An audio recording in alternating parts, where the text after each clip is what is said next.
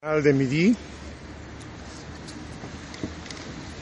a la salida de Toulouse. Hoy empieza nuestra pequeña aventura de 4 días desde Toulouse hasta bañarnos en el Mediterráneo. Toulouse es una gran ciudad donde se ve de todo. Cuando digo de todo me refiero a la gente. Bastante sucia. Luego dicen que los franceses, o que tenemos nosotros que aprender de los franceses. Bueno, todos tenemos que aprender de todos, eso está claro.